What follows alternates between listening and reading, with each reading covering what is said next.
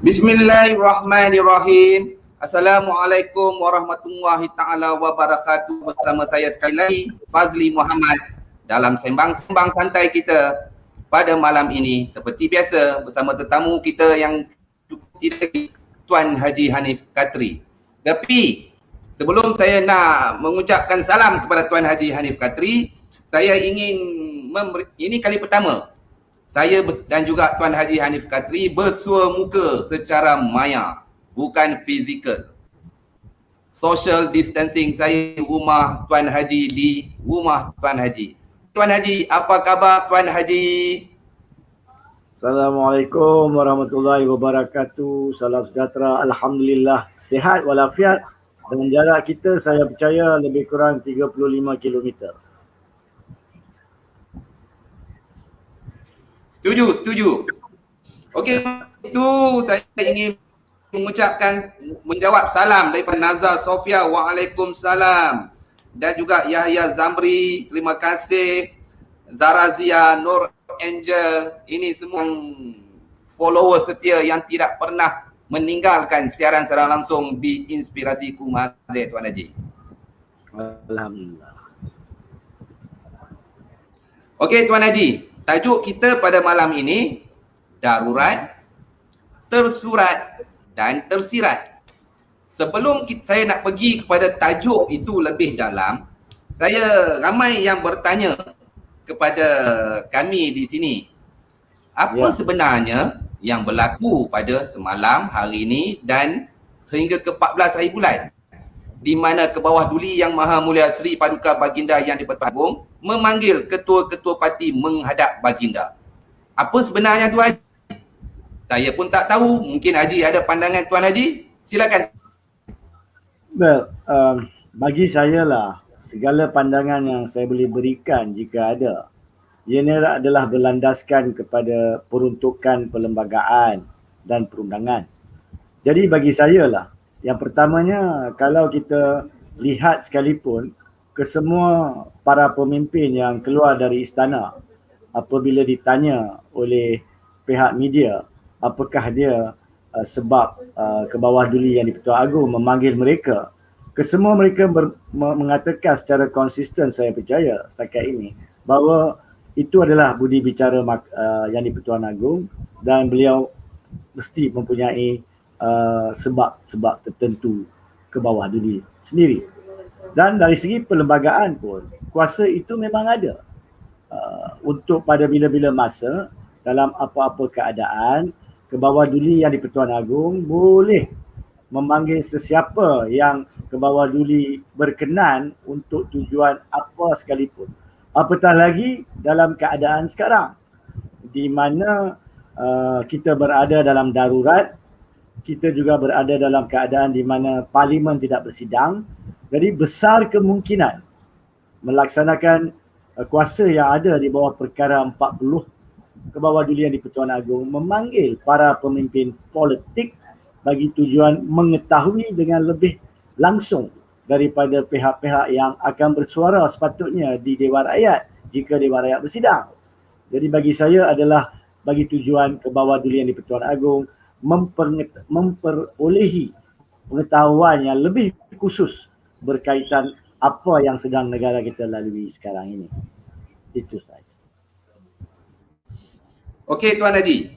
Sebelum itu saya berharap kepada rakan-rakan kita yang berada yang menyaksikan live buat pertama kali live secara maya antara saya dengan Tuan Haji Hanif Katri ini, kalau ada rasa audio kurang jelas, suara saya kurang jelas ke, suara Tuan Haji Hanif Katri kurang jelas ke, tolong maklumkan kepada kami.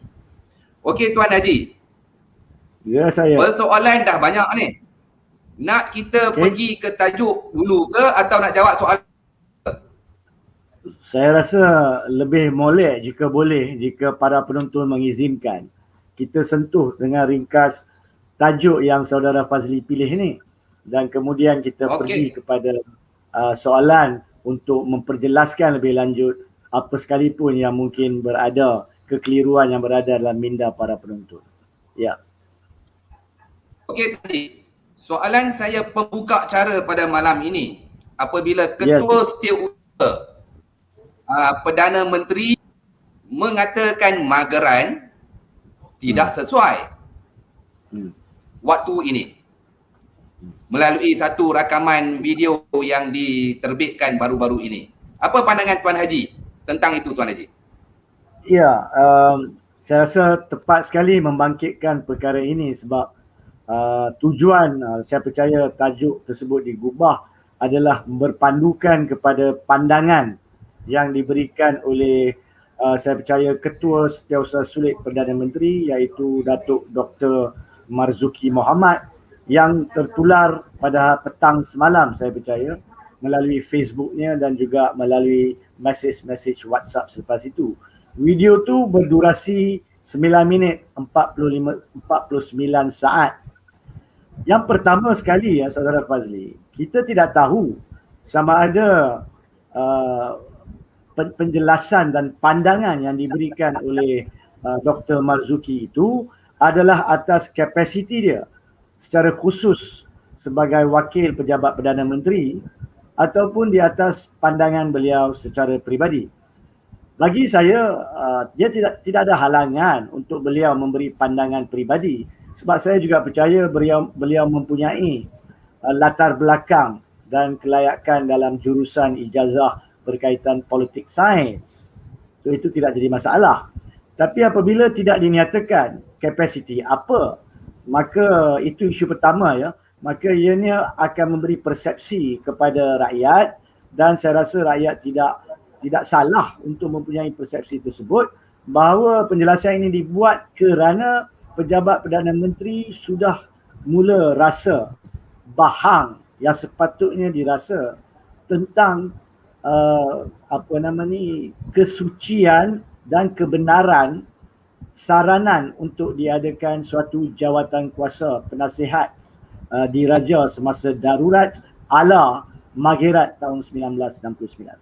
Saya percaya itu yang pertama, satu pengakuan di tahap pejabat Perdana Menteri bahawa terdapat kegusaran, kerisauan pada mereka berkaitan dengan saranan-saranan kewujudan Mageran. Sebab itulah video itu dibuat. Itu yang pertama. Yang keduanya, di peringkat pertama video tersebut ya, saudara Fazli dan para penonton, Dr. Marzuki telah memperjelaskan apa yang beliau berpendapat adalah latar belakang kepada Mageran 1969 tersebut.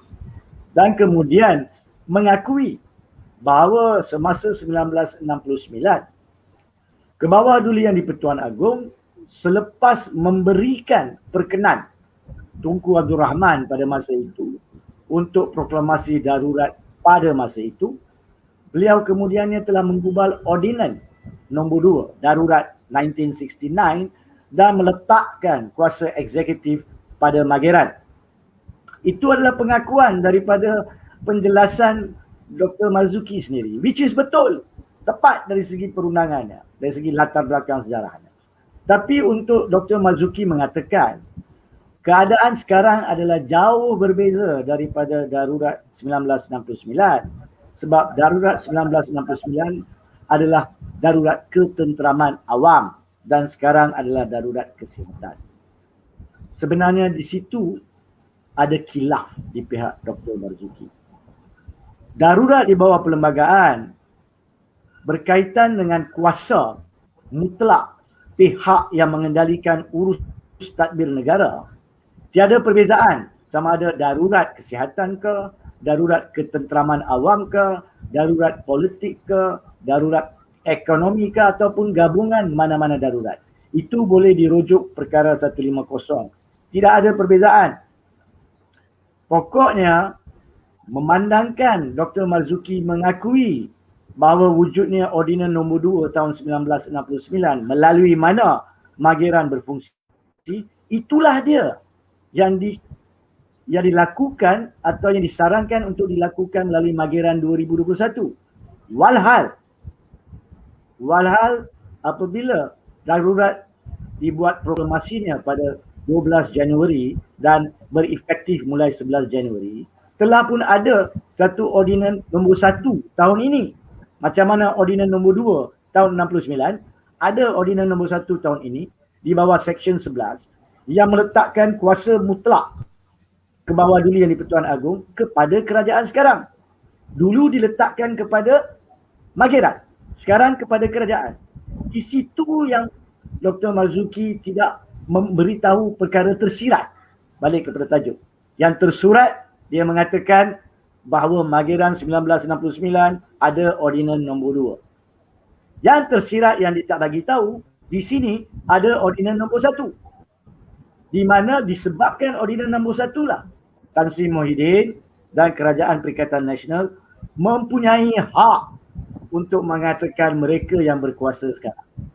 Kalau Agong tak gubal Seksyen 11 itu, maka walaupun dia adalah Perdana Menteri, walaupun Jemaah Menteri wujud pada masa itu, Agong boleh pada bila-bila masa pada masa itu dan sekarang menentukan siapakah yang mentadbir urus darurat. Jadi bagi saya lah untuk mengatakan perbezaan ketenteraman awam dan perbezaan kesihatan bukannya isu pokok berkaitan kuasa tadbir urus negara semasa darurat. Pokoknya darurat. Bila darurat, siapa pun kerajaan, dia berhak minta darurat. Yang minta darurat tu memang kerajaan. Tapi bila darurat diberi, kuasa kerajaan terberhenti. Sampai Agong putuskan nak bagi balik ke dia ke tak. Atau nak ambil Mageran ke. Ataupun bagi sat kat kerajaan macam mana berlaku tahun ini. Dan kalau rasa kerajaan telah tidak berfungsi, tidak berjaya menjalankan amanah yang diberikan oleh Kebawah-Duli di-Pertuan Agong, maka Agong tak perlu nasihat Perdana Menteri sekarang, walaupun dia pegang kuasa di bawah Seksyen 11, untuk nasihatkan adanya Mageran. Tak perlu. Kebawah-Duli di-Pertuan Agong secara peribadi, di bawah kuasa, di bawah darurat, boleh batalkan Seksyen 11 dan kemudian teruskan dengan Mageran tubuhkan jawatan kuasa penasihat. Ya, saudara Fazli. Saya nak mencelah bukan apa. Bila Haji tersebut tadi tu apa tentang Kebawah-Duli yang di-Pertuan Agong tak perlu merujuk ataupun meminta nasihat Perdana Menteri. Betul Haji Ya, untuk sekarang ni semasa darurat. Betul. Okey. Soalan saya pula bila berkaitan dengan apa perkara itu, sidang media secara maya yang dibuat oleh Tun Dr. Mahathir petang tadi. Ada Tun Dr. Mahathir menyebut bahawa tentang Mageran ini tetapi tuanku perlu mendapat nasihat Perdana Menteri. Di situ ramai rakyat Malaysia termasuk diri saya sendiri kurang jelas. Dari sudut perundangan perlembagaan haji kupaskan bahawa tuanku tidak perlu menasihat Perdana Menteri. Jadi adakah kupasan yang diberikan oleh haji dengan nasihat yang diterima oleh ke bawah duli tuanku itu berbeza? Apa pandangan Tuan Haji? Baik, untuk menjawab soalan tersebut, pada peringkat awal ni saya ingin maklumkan bagi pengetahuan para penonton, sebenarnya ada satu lagi program Maya selepas ini secara khusus berkaitan dengan isu kuasa YDPA untuk lantik ataupun tubuhkan Mageran. Tapi soalan ni penting dijawab di sini kerana ia bersangkut paut dengan kenyataan melalui sidang media oleh Tun Dr. Mahathir petang tadi. Kita kena faham dulu apa yang Tun Dr. Mahathir maklumkan tadi. Menurut tontonan video tersebut pada jam lebih kurang 4:30 petang ke atas tadi, jelas Tun mengatakan yang pertama selepas dia menghuraikan perkara-perkara lain yang dibincang. Tun mengatakan dia telah mencadangkan, mensarankan, mengesyorkan kepada Kebawah-Duli Yang di-Pertuan Agong untuk adakan jawatan kuasa penasihat seperti Mageran tahun 1969. Itu yang Tun cakap tadi. Supaya tadbir urus negara dapat dikendalikan dengan betul dan bagi tujuan kepentingan dan kesejahteraan rakyat menghadapi keempat-empat permasalahan yang dihadapi negara sekarang. Kemudian Tun mengatakan bahawa respon daripada Kebawah-Duli Yang di-Pertuan Agong adalah, yakni respons Agong kepada Tun adalah bahawa cadangan untuk adakan jawatan kuasa seperti Mageran harusnya datang daripada kerajaan. Maksudnya itu adalah fahaman Kebawah-Duli Yang di-Pertuan Agong. Now, ada juga yang mengatakan kenapa tidak diperbetulkan fahaman tersebut kalau salah. Cuba kita fikir balik. Itu adalah permintaan ataupun panggilan Tun menghadap Kebawah-Duli Yang di-Pertuan Agong adalah permintaan Kebawah-Duli Agong sendiri.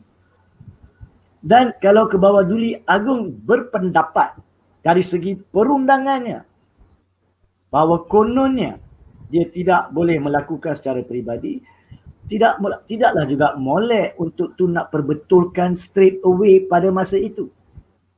Ya. Jadi bagi saya, untuk menjawab soalan saudara Fazli tadi, ya, kalau itu adalah fahaman Kebawah-Duli Yang di-Pertuan Agong bahawa kononnya dia kena tunggu nasihat Perdana Menteri, itu adalah fahaman dengan takzim saya menyatakan mengulangi lagi di sini bahawa itu adalah salah dan kilaf. Kerana yang memberi kuasa mentadbir urus negara semasa darurat kepada Tan Sri Muhyiddin Yassin adalah Agong atas amanah. Sebab ini darurat tau, rakyat kena faham, para pakar perundangan pun kena faham, para akademika pun kena faham bahawa kita bercakap tentang kuasa urus tadbir negara semasa darurat. Kita tak bercakap berkaitan dengan kuasa tadbir urus negara pada masa biasa, pada masa demokrasi berparlimen berfungsi. Itu lain. Dr. Marzuki menyentuh perkara 38, perkara 39, perkara 40 Perlembagaan Persekutuan. Betul, tapi itu dalam keadaan biasa. Sejurus sebelum proklamasi darurat diisytiharkan oleh Kebawah-Duli Yang di-Pertuan Agong. Apabila isytihar sahaja, maka perkara 38, 39 dan 40 yang disentuh itu tidak boleh dipakai sekaligus seolah-olah Agong masih kena minta nasihat apa sekalipun daripada pucuk pimpinan kerajaan pada masa itu. Di situ yang Dr. Marzuki yang keduanya saya nak perbetulkan, nak jelaskan bahawa penjelasan beliau pun perlu diperjelaskan. Tidak betul. Ya. Jadi di situlah bagi saya tiba masanya untuk pihak penasihat, sebelum saya menjawab soalan lanjut saudara Fazli, pihak penasihat kepada istana dengan penuh takzim, saya memohon agar memberi nasihat yang lengkap bahawa Kebawah-Dilihan Pertuan Agong boleh di bawah kuasa semasa darurat untuk membatalkan Seksyen 11 dulu. Bila dah batal Seksyen 11, di manakah dia kuasa Perdana Menteri untuk bagi nasihat semasa darurat? Dah tak ada. Okey. Jadi keduanya, buatlah ordinan baru. Kalau Perdana Menteri tak nak nasihat agung, maka minta sahaja bantuan pejabat peguam negara. Dan di sinilah saya sarankan kepada Tan Sri Idrus Harun sebagai peguam negara memainkan peranan yang lengkap untuk memberi nasihat kepada pihak istana. Walaupun pihak istana saya percaya akan mempunyai penasihat perundangan mereka juga. Kita kena berani bercakap yang betul. Walaupun pahit. Walaupun kita memegang kerusi peguam negara ataupun penasihat Kebawah-Dilihan Pertuan Agong, tanggungjawabnya adalah untuk memberi nasihat yang betul. Walaupun pedih, pedas, sedih. Walaupun mungkin melukakan hati Perdana Menteri. Itu tak boleh. Kita tak boleh pecah amanah dalam melaksanakan tanggungjawab. Ya.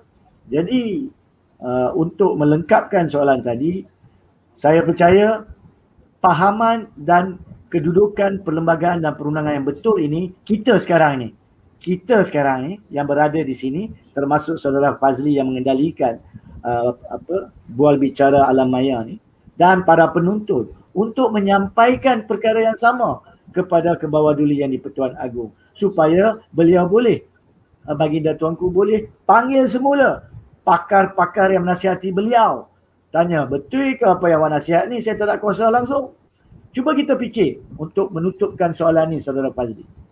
Bukankah pada bulan Februari 2021, sebulan lebih selepas Parlimen dikatakan tidak bersidang, bukankah Baginda Tuanku mengeluarkan titah penjelasan mengatakan, saya tak maksudkan Dewan Rakyat tak bersidang, Dewan Rakyat boleh bersidang. Tetapi ditambah tertakluk kepada Perdana Menteri untuk nasihat. Sampai sekarang, yakni daripada bulan 2 sampai sekarang bulan 6, hampir 4 bulan. Adakah kita mendengar Perdana Menteri sudah menasihat untuk diadakan Dewan Rakyat? Tidak. Kenapa tidak? Sebab memang bukan kepentingan Perdana Menteri. Sebab kalau diadakan persidangan Dewan Rakyat, dia akan menambah ketidakstabilan politik, iaitu salah satu daripada 4 cabang permasalahan besar yang dihadapi negara yang disentuh oleh Tun tadi. So dia tak buat. Sebab bukan memihak kepada dirinya dan Kerajaan Perikatan Nasional. Begitu juga, adakah dia akan pada bila-bila masa pergi ke istana menasihati kepada Kebawah-Dilihan Pertuan Agong, bolehlah yang Pertuan Agong, tuanku bolehlah buat mageran. Takkan dia nak bagi pendapat itu secara peribadi. Sebab kalau dia bagi pendapat itu, dia kena serah balik kuasa di bawah Seksyen 11. Macam mana dia nak kontrol kepentingan urusan negara di bawah tangan mereka? Dia tak boleh dah. Dia takkan dia nak nasihat benda tu. Sebab itu jangan salahkan Perdana Menteri. Salahkan para penasihat perundangan dan perlembagaan yang wajib memberi pandangan yang lengkap. Dan saya tekankan, ini adalah kedudukan kuasa Kebawah-Dilihan Pertuan Agong semasa darurat. Jangan nak campur aduk dengan keputusan-keputusan mahkamah dengan peruntukan-peruntukan perlembagaan pada masa biasa. Ya, itu adalah jawapan saya kepada persoalan tadi, saudara Fazli. Okey, jadi saya nak ulangi di sini sekali lagi, berulang-ulang kali lagi apa yang Tuan Haji sebut tadi.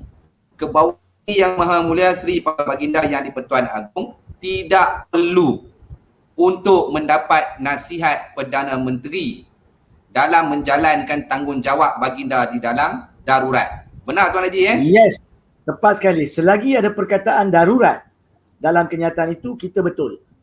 Kalau kita buang perkataan darurat yang mengatakan tuanku tidak perlu menunggu nasihat Perdana Menteri dalam keadaan biasa, itu salah. Tapi tuanku tidak perlu mengambil nasihat Perdana Menteri semasa darurat, itu tepat. Jadi kita sarankan sekali lagi, kita ulang sekali lagi supaya peguam negara lebih berkata, nasihati perkara yang benar. seperti mana saranan Tuan Haji. Begitu juga dengan saranan Tun Dr. Mahathir bin Mohamad. Selalu Tun Dr. Mahathir berkata, teruskan berkata benar walaupun pahit. Okey Haji, saya nak balik pula, tarik balik Haji kepada video daripada Ketua Setiausaha Perdana Menteri. Bila saya pernah terbaca daripada kenyataan Menteri Undang-Undang mengatakan jangan menafsir perlembagaan secara sendiri. Dengan Haji, pengalaman Tuan Haji sendiri selama 29 tahun di dalam undang-undang, mungkin Bunyi dah keluar dah tu. kenyataan menteri itu dirujuk ke Tuan Haji. Jangan naksirkan secara sendiri. Saya nak tanya Tuan Haji pula, apa local standard pula Ketua Setiausaha Perdana Menteri untuk bercakap tentang perlembagaan? Apa pandangan Tuan Haji? Macam saya cakap tadi, bagi saya kan, kalau sesiapa pun nak beri pandangan berkaitan mana-mana perkara, memang mereka mempunyai hak, tapi tersulam di dalam hak ini adalah tanggungjawab untuk memberi pandangan yang jujur.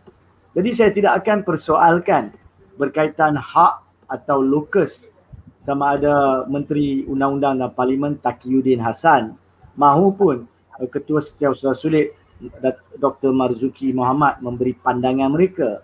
Tapi apa yang saya sampaikan di sini secara jujur adalah suatu kupasan bahawa pandangan-pandangan mereka ini tidak lengkap dan tidak tepat dalam keadaan darurat. Ianya menjadi suatu alasan, ianya sebagai suatu tirai untuk melindungi hak Kebawahdulian di-Pertuan Agong untuk mempunyai kuasa tersebut. Apabila mereka memberi pandangan seperti itu, seolah-olah kalau ada sesiapa yang memberi pandangan yang betul tentang kuasa agung, maka mereka itu pula yang salah. Sebab mereka menduduki kerusi kerajaan. Rakyat di luar, di kampung, di luar bandar, sama ada yang kaya maupun yang miskin, yang tidak mempunyai latar belakang perlembagaan dan perundangan, dia akan lihat, oh ini kerajaan cakap, takkanlah mereka salah. Itu pahaman asal di pelakang minda mereka. Tapi pada hakikatnya, berkaitan perkara ini saya nak nyatakan, jangan ambil fahaman tersebut. Sebab kerajaan ini sekarang mempunyai kepentingan. Kalau mereka tidak mempunyai kepentingan sebagai suatu kerajaan yang dipilih dan boleh tunggu pilihan raya untuk menentukan nasib mereka, maka apa yang mereka cakap besar kemungkinan berpandukan kepada perlembagaan dan perundangan. Tapi apabila mereka sendiri telah mencabuli semangat perlembagaan dengan mewujudkan kerajaan, dengan menggagalkan mandat rakyat, adakah rakyat di luar masih nak terima pandangan perundangan mereka yang mestilah berselang seli dengan kepentingan peribadi kerajaan ini? Saya bercakap dengan penuh sopan di sini. Saya tidak mengatakan ada apa-apa niat yang lebih teruk daripada itu, tapi sekadar rujuk kepada pendapat mereka dengan bandingkan dengan pendapat pihak yang tiada mempunyai kepentingan. Saya menyatakan pandangan ini berpandukan kepada tanggungjawab sebagai rakyat dan yang lebih penting sebagai pengamal undang-undang. Dan saya tidak terlibat dalam bidang politik memihak kepada mana-mana parti sekalipun. Walaupun secara profesional, saya pernah dari masa ke semasa dan masih lagi dalam keadaan tertentu memberi nasihat kepada tokoh-tokoh pimpinan politik seperti Tun Dr. Mahathir Mohamad, tapi itu adalah dalam bidang profesional saya. Ianya tidak boleh saya mencabuli bidang itu untuk memberi pandangan yang serong, tidak boleh. Dan saya tidak akan. Jadi bagi saya, kedudukannya seperti yang berkali-kali diperingatkan oleh saudara Fazli tadi, semasa darurat Kebawahdulian di-Pertuan Agong tidak perlu menunggu nasihat Perdana Menteri dan kerajaan untuk beliau cabut, bubarkan, batalkan Seksyen 11. Tidak perlu ambil nasihat mereka. Takkanlah kalau contohnya saudara Fazli ya, awak sokong tim bola mana saudara Fazli? England. Tim bola mana? Kalau di klub di England tu saya sokong Manchester City. Oh, teruknya kelab awak. Tapi tak apa. Takkanlah captain, siapa kapten Manchester City sekarang ni? Kevin De Bruyne, is it? Katalah Ya, betul. Kevin De Bruyne. Katakanlah Kevin De Bruyne nak menasihatkan kepada manager dia, boleh tolong lantiklah goalkeeper jadi kapten. Takkan dia sendiri nak bagi tahu. Tapi kalau seorang yang betul-betul jujur, kalau dia tahu dia tak boleh jadi kapten lagi, dia akan bagi tahu. Tapi 90% daripada orang yang nak glamour sebagai kapten pasukan Manchester City, yang kira dahsyatlah untuk awak kan, takkan dia nak bagi cadangan ambil orang lain. Jadi di situlah dia. Kerajaan sekarang mempunyai kepentingan berkonflik. Manager tu sendiri kena buat keputusan. Nak buang kapten, buanglah. Ya, itulah kedudukan perlembagaan dan perundangannya. Tapi sebelum saya pergi ke soalan lain, saya nak sentuh di sini. Antara perkara yang disentuh oleh Dr. Marzuki yang bagi saya menunjukkan bahawa kerajaan tidak nampak hakikat sebenar berkaitan negara. Beliau dengan betul menyentuh bahawa yang pertamanya, kerajaan sekarang ditadbir urus melalui mesyuarat-mesyuarat MKN yang diadakan 2 kali seminggu. Ini kenyataan Dr. Marzuki. Kemudian dia kata juga dikendalikan melalui jawatan kuasa kabinet khas berkaitan darurat. Itu sekali seminggu. So ada 2 badan yang menguruskan keadaan COVID-19 dan darurat sekarang ni. Maksudnya, bukankah dia mengaku bahawa kerajaan dengan 70 lebih menteri tidak sebenarnya menguruskan keseluruhan isu yang penting ini? Walaupun dia mengatakan mesyuarat kabinet berlangsung setiap Rabu, tetapi urusan COVID-19 semasa darurat 2 minggu sekali MKN, 1 minggu sekali ada jawatan kuasa darurat. Apakah maksudnya dalam pahaman biasa? Maksudnya jemaah menteri tidak berfungsi dengan lengkap daripada pengakuan mereka sendiri. Itu yang pertama. Yang keduanya, bukankah baru-baru ini Datuk Ridwan ataupun Pak Wan, menteri kuasa-kuasa khas yang dulunya adalah menteri usahawan awam dan juga dikenali sebagai menteri kereta terbang, telah menyatakan dengan jelas bahawa beliau berada dalam MKN. Tapi lewat-lewat ini selepas Hari Raya Aidilfitri, beliau tidak tahu kenapa beliau tidak dipanggil untuk ke mesyuarat MKN. Itu yang pertama. Dan apabila perkara itu ditanya kepada Ismail Sabri pula, Menteri Pertahanan, dia menjawab, ni dalam laporan media. Tolong semak kalau saya salah, betulkan. Laporan media berkenaan mengatakan, Ismail Sabri kata, tanyalah kepada pihak MKN, yakni yang mengendalikan MKN yang dipengerusikan oleh Tan Sri Muhyiddin Yassin sebagai Perdana Menteri. Menteri Pertahanan mengatakan, tentang perkara ini, tanya pengerusi. Now, atas isu ini sahaja, tidakkah kita nampak terdapat satu keadaan di mana kerajaan sekarang yang kononnya sepatut urus tadbir negara semasa darurat mempunyai pertelagahan. Atas isu ini pun dah jelas. Dan Menteri Pak Wan ni daripada Parti Bersatu, Parti Perdana Menteri, bukannya daripada Parti PAS. Nombor 1. Yang keduanya, cabang daripada itu, banyak telah dibangkitkan tekanan-tekanan oleh kerajaan, oleh pihak UMNO terhadap Kerajaan Perikatan Nasional. Bagaimanakah suatu parti yang kononnya memberi sokongan kepada parti yang menjadi kerajaan sekarang ini dengan mevolunteerkan beberapa orang mereka menjadi menteri, memberi berbagai ugutan kepada kerajaan coalition ini. bagaimanakah mereka nak berfungsi? Bagaimanakah mereka nak membuat kerja dengan betul semasa darurat ni? Jadi perkara inilah yang Dr. Marzuki patut faham. Walaupun you boleh ada 2 mesyuarat MKN seminggu, 1 mesyuarat Jabatan Kuasa Darurat seminggu, 1 mesyuarat Kabinet seminggu, tapi adakah keputusan-keputusan mesyuarat-mesyuarat ini membantu negara?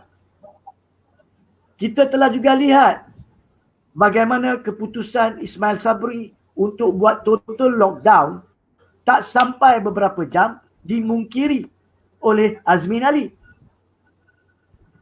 Kita juga lihat bagaimana isu berkaitan dengan vaksin pun tidak dapat diselesaikan berkaitan keperluan untuk membatalkan segala ujian-ujian makmal berhubung dengan vaksin-vaksin yang diimport daripada negara-negara yang sudah pun menjalankan ujian-ujian tersebut. Macam-macam hal lagi. Ini belum sentuh moratorium. Itu saya nak sebut lebih susah. Bukan susah, tak perlu sebab saya sendiri menyentuh perkara itu secara terus dengan Tengku Zafrul. Apabila ditipu rakyat, kononnya kerajaan tak ada kuasa. Kemudian dia mengaku, ya kami ada kuasa. Tetapi kalau kita buat, kita tertakluk pada Seksyen 4 dan Seksyen 5 Ordinan nombor 1. Itu pun menipu rakyat lagi. Sebab tidak ada orang suruh mengambil alih pinjaman-pinjaman daripada bank untuk kerajaan bayar pampasan. Tidak. Dia kena faham. Kalau itu pun dia tak faham sebagai Menteri Kewangan dan menteri-menteri lain dalam bidang mereka, macam manakah Dr. Marzuki boleh memberitahu kepada rakyat kononnya kerajaan ini boleh menyelenggara keadaan negara semasa darurat. Sebab itulah daripada awal lagi, sebelum daripada darurat in fact dan selepas darurat secara khususnya, kita telah sarankan dari masa ke semasa bahawa cara tadbir urus negara semasa darurat mestilah di bawah jawatan kuasa penasihat yang diterajui oleh pihak-pihak yang tiada kepentingan aktif politik lagi, dibantu oleh pakar-pakar dalam bidang-bidang mereka seperti keamanan, perundangan, ketenteraan, kesihatan yang telah saya namakan dalam surat peribadi saya secara terbuka kepada Tan Sri Muhyiddin Yassin untuk beliau nasihatkan kepada Kebawadulian di-Pertuan Agong dan juga di dalam satu saranan bertulis terus kepada Kebawaduli di-Pertuan Agong pada hari mesyuarat mula berjalan semalam 9 hari bulan Jun. Saya telah melaksanakan tanggungjawab saya sebagai rakyat Malaysia. Saya mohon rakyat di luar semua mempunyai peranan walaupun tak semestinya dalam bidang guaman tapi sebagai rakyat Malaysia untuk yang memahami perkara ini, memberi pahaman dan meminta Kebawadulian di-Pertuan Agong tak payah tunggu. Kalau cadangan telah dibangkitkan semasa semasa Tun Dr. Mahathir menghadap Baginda Tuanku petang tadi, kalau sudah dibangkitkan, tak perlulah Kebawaduli Tuanku tunggu sebab Kebawaduli Tuanku tak salah. Kalau tak tunggu pun, itu dibenarkan. Kalau tunggu, saya khawatir, minta maaf dengan sopan, saya khawatir Dajjal turun dulu, kiamat berlaku dulu sebelum kerajaan pergi menasihati untuk adanya jawatan kuasa pada pihak diraja. Ya. Okey. Tuan, panjang lebar tapi saya tak syok lah bila buat live dengan Haji secara ni. Haji cakap panjang, saya cakap sikit. Mana adil? Nak okey, saya berjawab pun tak boleh. Tapi apa pun hari ni Tuan Haji menggunakan perkataan menipu tu, saya rasa lebih daripada 5 kali. Terbaik Tuan Haji, terbaik. Teruskan berkata benar walaupun pahit. Okey Tuan Haji, saya nak tanya Tuan Haji, minum dulu ayak. Duk terbatuk daripada tadi dah. Tuan Haji, sorry. Kebawaduli Yang Maha Mulia, Tuanku telah memanggil ketua-ketua parti. Ya. Dan dikabarkan hari terakhir adalah 14 hari bulan, iaitu daripada wakil GPS secara online, secara maya. Saya nak tanya Tuan Haji, perlu ataupun tidak Kebawah Duli Yang Maha Mulia Seri Paduka Baginda Yang di-Pertuan Agong memanggil sebagai seorang raja berjiwa rakyat, memanggil Persatuan Malaysia, Persatuan Peguam Muslim Malaysia untuk pandangan perlembagaan ini. Perlu tak Haji rasa? Secara jujurnya bagi saya tidak ada keperluan, sebab sepatutnya nasihat-nasihat yang jujur wajib diberikan oleh pihak yang memegang kerusi-kerusi berkenaan. Yang keduanya, Saudara Fazli, pandangan-pandangan kita dan tulisan-tulisan kita serta video-video kita, saya percaya telah pun sampai ke dalam istana, bukan setakat pintu istana, telah sampai ke dalam istana dan telah pun disampaikan untuk tontonan dan fahaman Kebawah Duli Yang di-Pertuan Agong. Dan yang penting juga ya, pada 16 hari bulan Jun 2021, rakyat dimaklumkan, kita dimaklumkan bahawa terdapat satu mesyuarat khas yang akan diadakan di Istana Negara melibatkan kesemua raja-raja di dalam majlis raja-raja. Of course, ini bukannya mesyuarat majlis raja-raja biasa. Ini cuma satu mesyuarat khas raja-raja dengan Kebawah Duli Yang di-Pertuan Agong. Saya percaya nasihat yang sama ataupun pandangan yang sama yang akan diberikan oleh penasihat undang-undang kepada kesemua baginda tuanku, raja-raja, sultan-sultan dan yang tuan yang ada, boleh disampaikan kepada Kebawah Duli Yang di-Pertuan Agong pada 16 Jun juga. Jadi banyak pihak yang berhak untuk menghadapi menghadapi ataupun akan menghadap Kebawah Duli Yang di-Pertuan Agong akan mempunyai hak untuk menyampaikan pandangan yang betul berkaitan kedudukan perlembagaan dan perundangan ini. Jadi balik kepada soalan Saudara Fazli tadi, saya tidak akan mengatakan bahawa Kebawah Duli tuanku mesti ataupun perlu, tapi panggil untuk menghadap tak payah. Sekadar hantar wakilnya kepada para peguam yang dipercayai untuk minta pendapat pun tak apa. Tak ada masalah. Jumpa di tepi jalan pun tak ada masalah. Kita tak perlu dipanggil untuk ke istana. Ramai peguam di luar, betul disentuh Persatuan Peguam Muslim Malaysia antaranya. Majlis Peguam ada. Boleh ditanya, insya-Allah. Tapi saya bergantung harap kepada dua perkara. Pertama, pejabat peguam negara dan penasihat perundangan Kebawah Duli Yang di-Pertuan Agong yang ada sekarang ini. Dan yang keduanya adalah peranan yang dimainkan oleh para penasihat perundangan kesemua sultan-sultan dan raja-raja untuk menasihati baginda-baginda tuanku berkaitan pada dan sebelum daripada mesyuarat khas 16 Jun supaya baginda-baginda tuanku boleh bawa berbincang perkara ini dengan baik bersama dengan Kebawah Duli Yang di-Pertuan Agong untuk dipahami bahawa semasa darurat kuasa adalah kuasa mutlak, urus tadbir negara adalah pada Kebawah Duli Yang di-Pertuan Agong. Maka cabut je lah Seksyen 11 dan lantik je lah pihak yang perlu sebagai menerajui jawatan kuasa penasihat diraja. Saya tidak langsung mensyorkan di sini atau mencadangkan melantik Perdana Menteri. Tidak. Ini pun satu lagi lah Saudara Fazli. Mungkin Saudara Fazli nak tanya soalan tu ke? Seringkali orang mengatakan kalau macam tu adakah Tan Sri Muhyiddin bukan Perdana Menteri lagi? Tidak. Tan Sri Muhyiddin boleh kekal sebagai Perdana Menteri tanpa kuasa urus tadbir. Tanpa kuasa urus tadbir. Ya? Bukan kita nak ganti yang Perdana Menteri baru. Kita tak nak Perdana Menteri. Kita tak nak kerajaan. Pasal tu saya betulkan peringkat awal tadi. Ini bukannya kerajaan Mageran. Mageran bukan kerajaan.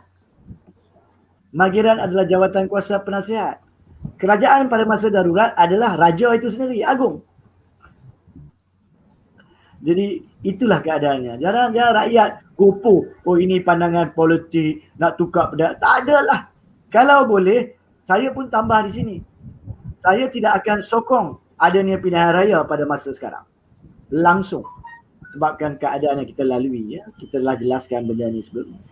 Kita tak nak pilihan raya. Kita cuma tak nak kerajaan siapa-siapa sekalipun sebagai Perdana Menteri.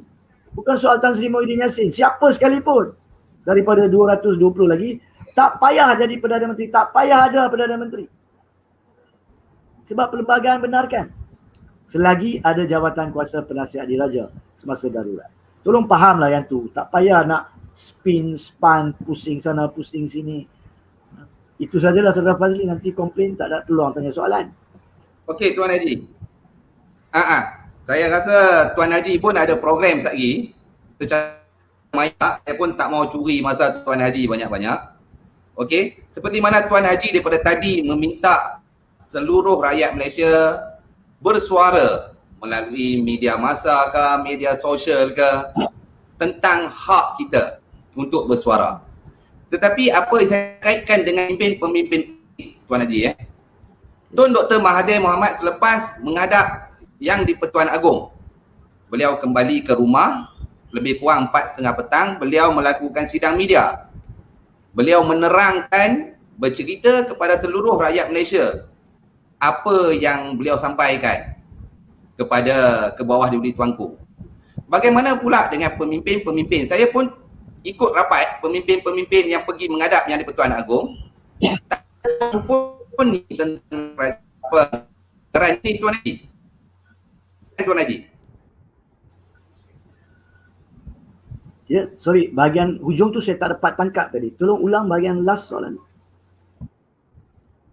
Maksudnya ketua-ketua parti yang telah pun selesai menghadap ke bawah duli tuanku, tak ada pun seorang pun daripada ketua-ketua parti itu yang berbunyi, yang memberi cadangan tentang Magaran. Ya.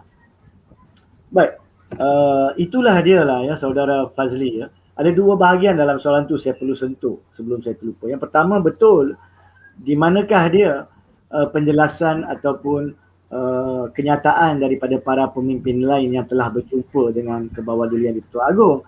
Tapi saya tidak ingin menyoal perkara tersebut. Mungkin mereka ada kekangan-kekangan parti mereka sendiri, saya tidak tahu. Mungkin mereka ada kekangan polisi-polisi pakatan mereka sendiri, saya tidak tahu. Dan kita pun tidak tahu. Jadi itu kita tolak tepi. Tapi yang penting saya nak jawab di sini, kalaulah seperti negarawan Tun boleh kembali ke rumah dan membuat sidang media. Persoalannya patut kita tanya adalah di manakah, bukan sidang media sahaja ya Saudara Fazli, sidang media dengan soal jawab daripada pihak media secara siaran secara langsung. Betul. Ya? Saya rasa soal jawab itu lebih lama daripada sidang media. Ya. Now, itulah rakyat kena tanya. 15 bulan Kerajaan Perikatan Nasional menjadi kerajaan. Di manakah dia sidang media dengan soal jawab terbuka ya? Bukan soal jawab dengan soalan disusun, jawapan telah pun disediakan.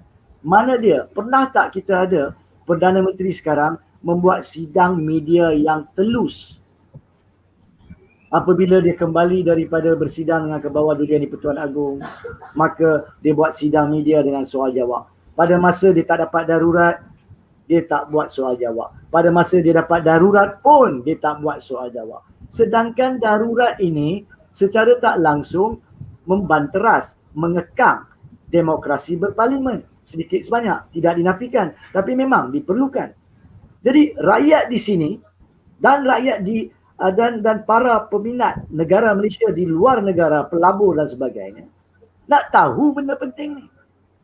Tapi kalau benda tu penting untuk negara dan orang luar pun, Perdana Menteri Tan Sri Muhyiddin Yassin tak nampak sebagai penting untuk diadakan soal jawab, macam mana nak tadbir negara dalam darurat? Itu rakyat kena tanya tau. Dan kenapa tidak diadakan? Dan kenapa kita percaya tidak boleh kerajaan negara ini ditadbir oleh kerajaan sekarang? Sebab kredibiliti kerajaan melalui komponen-komponen jemaah menterinya daripada parti-parti yang berbeza yang bergabung di mata rakyat tidak boleh dipercayai lagi sebagai satu pasukan yang boleh diharap semasa krisis negara. Kalau dia buat benda yang okey pun, rakyat tak nampaknya sebagai satu perkara yang jujur. Sebab banyak sangat masalah yang telah muncul. Ditutup parlimen. Saya bagi contoh sedikit saja. Bila kita wujudkan darurat, maka sepatutnya kita guna perkara-perkara yang ada semasa darurat, yang boleh dibuat semasa darurat untuk menyelesaikan masalah sama ada kesihatan, sama ada ekonomi dan sebagainya.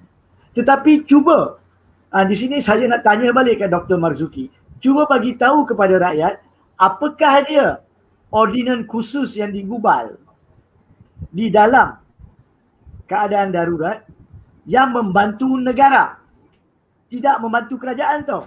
Kerajaan berbeza. Kepentingan kerajaan lain daripada kepentingan negara. Yang digubal ordinan nombor 1 memberi kuasa eksekutif darurat kepada kerajaan. Itu kepentingan Perikatan Nasional. Belum lagi kepentingan negara. Melainkan kerajaan nasional, Perikatan Nasional berjaya mentadbir dengan betul. Yang kedua, dia berhentikan persidangan parlimen dan Dewan Undangan Negeri. Itu pun kepentingan dia untuk menstabilkan politik diri dia daripada dicabar. Adakah dia pentingkan negara? Sampaikan isu vaksin, isu COVID tidak dapat ditanya di parlimen. Macam manakah bergantung persidangan parlimen pentingkan negara? Dia pentingkan kerajaan. Di mana dia moratorium wajib di bawah ordinan yang saya cadangkan tu? Mana dia? Kenapa kata kerajaan tidak ada kuasa? Menipu pula tu. Kenapa kata kerajaan ada kuasa tapi kena bayar pampasan? Menipu lagi. Boleh buat ordinan baru. Gantung terus. Kenapa tidak dibuat? Kalau betul awak pentingkan negara. Sebab itu rakyat di negara ini tak memihak kepada mana-mana jurusan politik. Majoriti rakyat sudah tidak boleh terima apa sekalipun keputusan, tindakan kerajaan ini. Apatah lagi dari masa ke semasa wujud tindakan-tindakan 2 darjat. Saya tak nak sentuh benda tu sekarang. Kita faham apa yang saya maksudkan. Jadi Tan Sri Muhyiddin Yassin dan saya percaya Dr. Marzuki sendiri tahu bahawa keyakinan rakyat tak ada. Bila keyakinan tak ada, macam mana ada kesan positif dalam mana-mana langkah yang diambil. Pada peringkat awal dikatakan vaksin akan sampai herd immunity level dalam tempoh yang singkat. Tiba-tiba sekarang mengatakan 31 Disember. Untuk 33 juta rakyat baru dapat 1 juta lebih. Jadi pokoknya di sini kan, di manakah dia? Cuba bagi kepada saya satu contoh cukup. Kejayaan kerajaan. Tolak tepi ya pengumuman perangsangan ekonomi 30 juta, 35 bilion, 40 bilion. Tapi yang masuk fiskal, duit kerajaan berapa peratus sahaja. Itu adalah urusan dengan pihak lain. Tolak tepi yang tu. Dari sudut kesejahteraan sekarang ni, apakah dia yang dilakukan? Pendidikan, saya tak perlu sentuh. Orang rumah saya pun cikgu, dia boleh sentuh dengan lebih detail.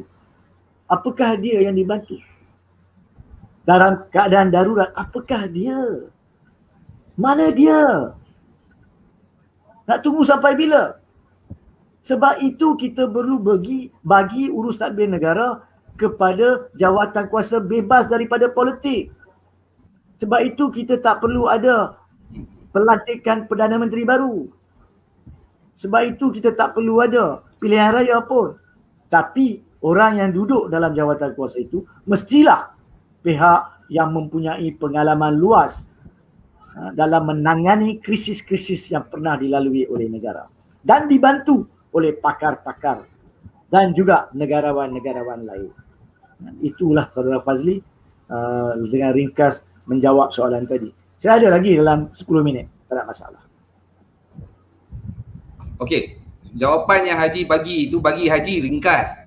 Bagi kami yang di luar sini, wow, puas hati dengar kupasan yang begitu padat sekali. Sebelum itu saya pun nak banyak sangat soalan-soalan pada hari ini dan ada juga dua komentar saya 3 suku. Saya minta maaf, dia orang nak marah saya marahlah.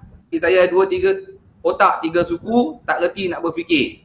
Mungkin otak dia orang letak di luar kotak dan tak ambil bubuh balik di kepala. Itu saya tak tahu. Dia orang kata kerajaan kononnya sedang bertungkus lumus menjayakan apa jua yang dirancang terpulang kepada anda. Saya yakin majoriti rakyat Malaysia di luar sana tahu, seperti mana Tuan Haji sebut tadi, kegagalan daripada apa pelajarannya, daripada vaksin, macam-macam lagi kita boleh listkan benda tu bersepah. Satu hari satu malam pun tak habis tentang kegagalan itu. Jadi Tuan Haji, saya nak lari sikit pada tajuk darurat kita tersurat dan tersirat ini tadi. Yang di-Pertuan Agong memanggil Tun Dr. Mahathir bin Mohamad menghadap di atas kapasiti pengurusi Parti Pejuang Tanah Air. Sedangkan ROS, maksudnya kerajaan, belum lagi pun meluluskan Parti Pejuang Tanah Air. Apa pandangan Tuan Haji tentang itu? Baik, dua perkara di situlah. Yang pertamanya, tidak boleh dinafikan bahawa Tun Dr. Mahathir adalah seorang negarawan. Jadi, pandangan seorang negarawan memang wajar dan secara betul telah diminta oleh Kebawadulian di-Pertuan Agong. Yang keduanya, walaupun pejuang masih belum didaftar secara rasmi, tidak boleh juga dinafikan bahawa pejuang sekarang ini bergerak dalam keadaan atas kapasiti pro tem penaja. Kerana apabila kita memfailkan permohonan dan permohonan itu belum diluluskan ataupun ditolak daripada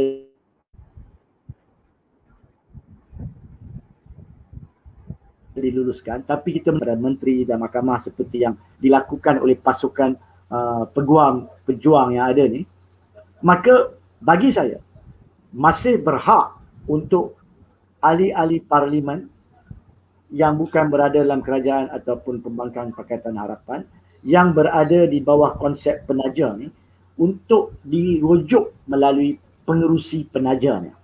Jadi dalam erti kata lain, Kebawadulian di-Pertuan Agong memberi hormat kepada proses pendaftaran parti. Memanglah Kebawadulian di-Pertuan Agong tidak mempunyai kuasa untuk menandatangani, bukan tidak mempunyai kuasa, tidak patut menandatangani borang pendaftaran mana-mana pihak pun. Itu kerja pegawai-pegawai, ya? Dan beliau tidak boleh masuk dalam arena politik. Tapi pokoknya kehadiran Tun bukannya mengiktirafkan pejuang sudah daftar, tidak, mengiktirafkan hak pejuang untuk didaftar. Itu saja komen saya, ya, berkaitan dengan perkara itu. Tapi bagi saya lebih penting Tuan Haji, dijemput negarawan, itu yang lebih penting. Teruskan. Sebelum kita menutup santai kita semaya ini Tuan Haji, saya ingin mendidik kepada rakan-rakan yang memberi di sini untuk tolong blok itu, blok orang ini saya rasa tak perlu. Kita menghargai pandangan-pandangan mereka, kita menghargai. Maki hamun dia orang pun kita hargai. Kerana di situlah cerminan diri mereka. Mereka suka maki sana, maki sini, barwa atuk lah, taksub atuk lah, itu terpulanglah kepada dia orang. Kerana dia orang, bagi saya mungkin dia orang ajar kot untuk komen dengan elok-elok. Okey Tuan Haji, bagi saya, bagi Tuan Haji, bagi majoriti rakyat Malaysia, kerajaan ini memang gagal. Kerajaan ini memang gagal. Dan untuk Tuan Haji menutup rancangan kita pada malam ini, saya nak Tuan Haji memberi satu kesimpulan darurat, agerai, tersurat dan tersirat ini. Tuan Haji simpulkan sebelum kita mengakhiri rancangan kita ni. Baik. Saya cuma nak sentuh dengan ringkas dua perkara dalam kesimpulan. Pertamanya, seperti mana wujud dalam tajuk Saudara Fazli ini, tersurat, tersirat. Saya cuma nak syorkan dan sarankan kepada rakyat, apa yang cuba dijelaskan oleh Dr. Marzuki Mohamad melalui video 9 minit 49 saat, yang tersurat itu, yang dilafazkan itu cuma di permukaan isu perundangan dan perlembagaan.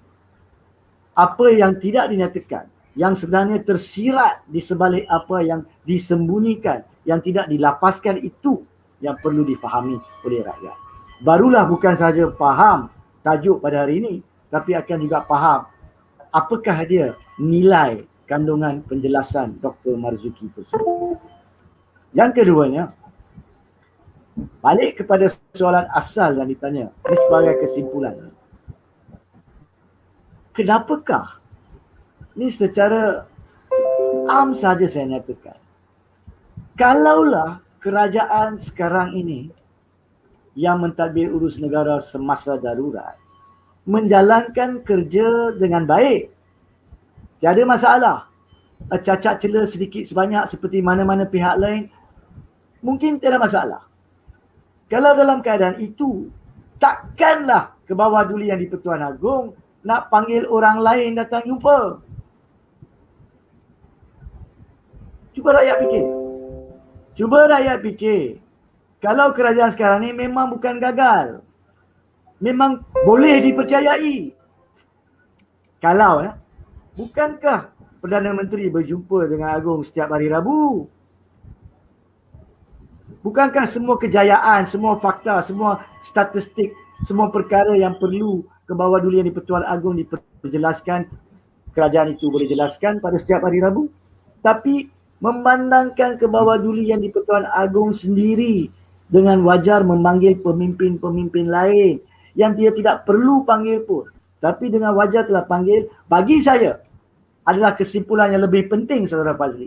Bagi saya adalah kesimpulan bahawa minda dan pahaman ke bawah duli yang di-Pertuan Agong pun amanah yang diletakkan kepada Kerajaan Perikatan Nasional di bawah Seksyen 11 untuk tadbir urus masa darurat telah gagal.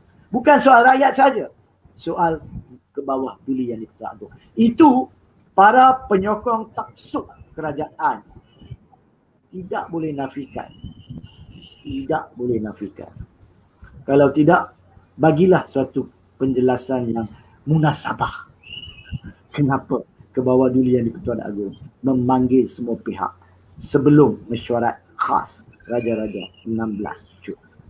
Sekian, terima kasih yang betul dan tepat kepada Allah SWT yang kilau dan pincang atas kelemahan diri saya sendiri.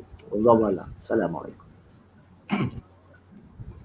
Terima kasih Tuan Haji Hanif Katri di atas kupasan panjang, lebar, padat dan mudah faham oleh saya dan kita.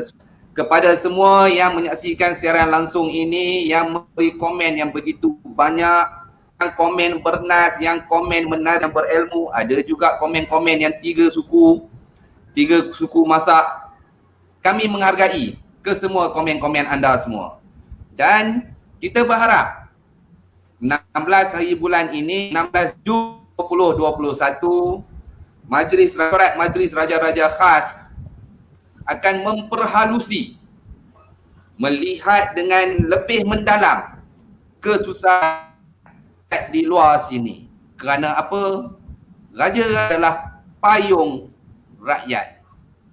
Terima kasih kepada anda semua. Mohon ampun dan maaf jikalau ada salah silap daripada saya dan juga Tuan Haji Hanif Katri menyinggung perasaan anda di luar sana. Maafkan kami, dan semestinya baik hanya datang daripada Allah, yang jahil hanya datang daripada saya. Dan Assalamualaikum warahmatullahi taala wabarakatuh.